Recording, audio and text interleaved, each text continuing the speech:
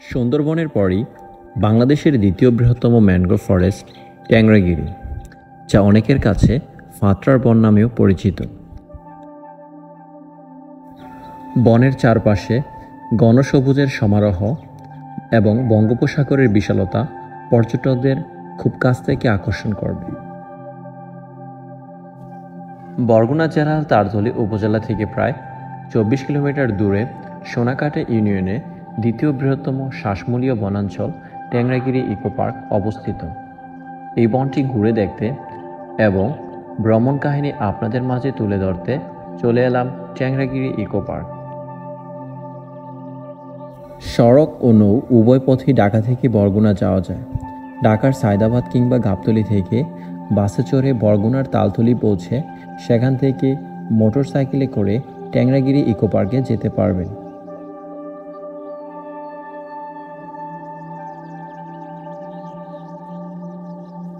নৌপথে যাওয়ার জন্য Sadarghat launch terminal হতে পটুয়াখালী রোডে লঞ্চে বরগুনা যাওয়া যায়। এরপর বরগুনা থেকে আমতলীর বাসে করে আমতলী থেকে মোটর বাইক বা ইজি বাইকে আপনারা চলে আসতে পারবেন বন্যপ্রাণী অভয়ারণ্য ট্যাংরাগিরি ইকো পার্কে। এছাড়াও কুয়াকাটা থেকে লোকাল ট্রলার বা রিজার্ভ নিয়ে ট্যাংরাগিরি ইকো পার্কে যাওয়ার ব্যবস্থা আছে। আসসালামু আলাইকুম এভরিওয়ান, দেখতে দেখতে চলে আসলাম ট্যাংরাগিরি ইকো পার্কে। বনের এন্ট্রি ফি 10 টাকা। টিকিট নিয়ে আমরা চলে এলাম খেয়া পারাপারের জন্য। খেয়া পারাপারের জন্য দিতে হবে জনপ্রতি 10 টাকা।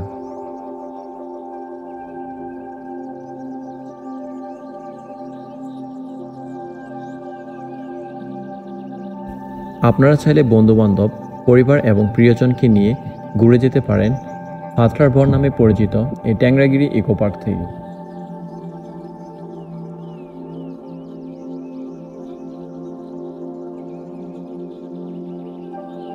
ফাতরার বন সুন্দরবনের পর এটি বাংলাদেশের দ্বিতীয় বৃহত্তম শ্বাসমূলীয় বনাঞ্চল, যা দিনে 2 বার জোয়ার ভাটায় প্লাবিত হয়।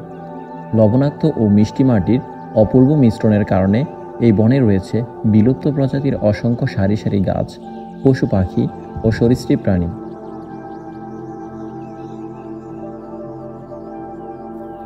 ট্যাংরাগিরির সবুজ ঘন ম্যানগ্রোভ বনাঞ্চল সৈকতের তটরেখায় লাল কাঁকড়াদের ছোটাছুটি, পাখির কলকাকলি ও শেষ বিকেলের দিগন্ত রেখায় সূর্যাস্তের মনোরম দৃশ্য যে কোনো পর্যটকদের মুগ্ধ করার মতো। ব্যস্ত নগরীর কোলাহল এড়িয়ে ভ্রমণ পিপাসুরা ছুটে আসে বনের প্রাকৃতিক সৌন্দর্য ও সাগরের বিশালতার মাঝে হারিয়ে যেতে। ট্যাংরাগিরি বনটি প্রায় 4048 হেক্টর জায়গা জুড়ে পূর্ব পশ্চিমে 9 কিলোমিটার, উত্তর দক্ষিণে 4 কিলোমিটার পর্যন্ত ছড়িয়ে আছে। বনের পূর্ব দিকে রয়েছে কুয়াকাটা, পশ্চিমে সুন্দরবন আর হরিণবাড়িয়া, উত্তরে রাখাইন পল্লী এবং দক্ষিণে উন্মুক্ত বঙ্গোপসাগর। প্রাকৃতিকভাবে সৃষ্ট এই বনটিতে কেওড়া, গরান, সিংড়া, হেতাল, গেওয়া, ওরাসহ বিভিন্ন শ্বাসমূলীয় গাছ-গাছালিতে সমৃদ্ধ। এছাড়া আছে মিঠা পানির পুকুর, অসংখ্য ছোট ছোট খাল, বন বিভাগের রেস্ট হাউস ও পিকনিক কর্নার। ট্যাংরাগিরির গহীন অরণ্যের ভিতর দিয়ে দক্ষিণ দিকে এগিয়ে গেলেই চোখে পড়বে 4 কিলোমিটার দীর্ঘ নিরিবিলি সোনাকাটা সমুদ্র সৈকত। সৈকতে দাঁড়িয়ে সূর্যোদয় ও সূর্যাস্তের চমৎকার দৃশ্য সৌন্দর্যপ্রিয় যে কাউকে মুগ্ধ করবে। আর চাইলে ট্রলারে করে গহীন বনের জীববৈচিত্র্য ও সমুদ্রের ঢেউয়ের উচ্ছ্বাস উপভোগ করতে পারবেন। এই বনে রয়েছে একটি কুমিরের প্রজনন কেন্দ্র। এছাড়াও হরিণ, শূকর, চিতাবাঘ, অজগর, বানর, সজারু ও বনবিড়ালের মতো বিভিন্ন প্রজাতির বন্যপ্রাণীর দেখা মিলবে।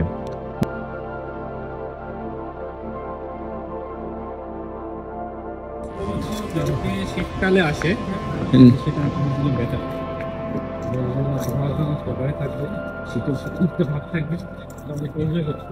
তারপরে এখানে কি আসলে ক্যাম্পিং করার মতন কোনো জায়গা আছে? এখানে ক্যাম্পিং করার মতো জায়গা বলতে মাঝে মাঝে কিছু বসার জন্য খুব সুন্দর একটা সামনের মতো করে দেওয়া আছে। এই জায়গাতে আর এটা খুব নির্জন একটা জায়গা হয়।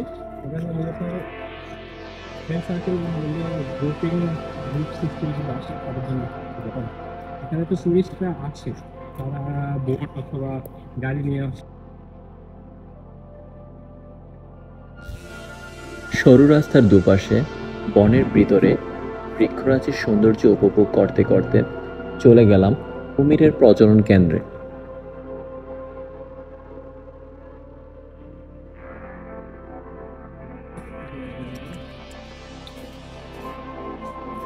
চলে এলাম কুমির প্রজনন কেন্দ্র। দেখা যাক আমাদের বাগে কি আছে, কুমির দেখা যায় কিনা। আমাদের আসার শব্দ পেয়ে পুকুর থেকে আক্রমণাত্মকভাবে উঠে এলো কুমির। পুকুরের চারপাশে লোহা দিয়ে বেষ্টনী দেওয়ায় পর্যটকরা নিরাপদ দূরত্বে দাঁড়িয়ে খুব কাছ থেকে কুমির দেখার সৌন্দর্য উপভোগ করতে পারে।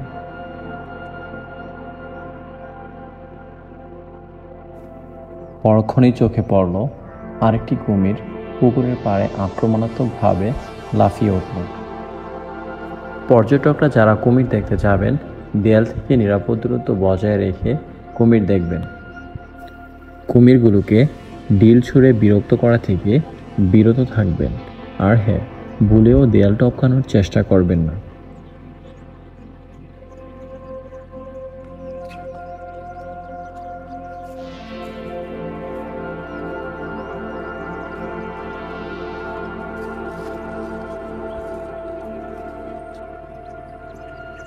আচ্ছা, এখানে কয়টা কুমির আছে মূলত?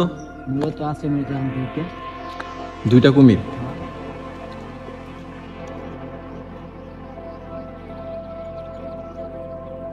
বনের গহীনে নির্দিষ্ট দূরত্ব পরপর পর্যটকদের বিশ্রামের জন্য রয়েছে বসার সুব্যবস্থা। ফাতরার বনের গহীন অরণ্যের ভিতর দিয়ে দক্ষিণ দিকে এগিয়ে গেলে চোখে পড়বে 4 কিলোমিটার দীর্ঘ নিরিবিলি সোনাকাটা সমুদ্র সৈকত। সৈকতে দাঁড়িয়ে সূর্যোদয় ও সূর্যাস্তের চমৎকার দৃশ্য সৌন্দর্যপ্রিয় যে কাউকে মুগ্ধ করবে।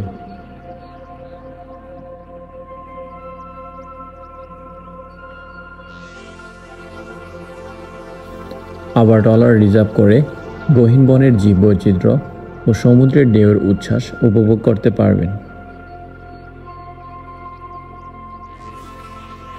ফাতরা বনের কাছে অবস্থিত আষাঢ়ঝড় ও তালতলি রাখাইন পল্লী ঘুরে আসতে পারেন। এছাড়াও শুভ সন্ধ্যা সমুদ্র সৈকত, ডিসি পয়েন্ট, লালদিয়ার চর ও সমুদ্র সৈকত, হরিণঘাটা পর্যটন কেন্দ্র ও বিবিচিনি মসজিদের মতো বেশ কিছু দর্শনীয় স্থান ঘুরে দেখতে পারেন।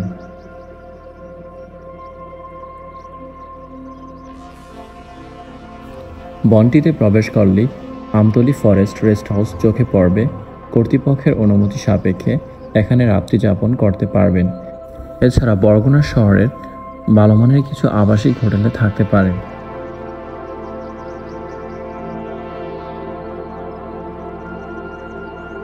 আর হ্যাঁ, ভিডিওটি ভালো লেগে থাকলে কমেন্ট করে জানাবেন।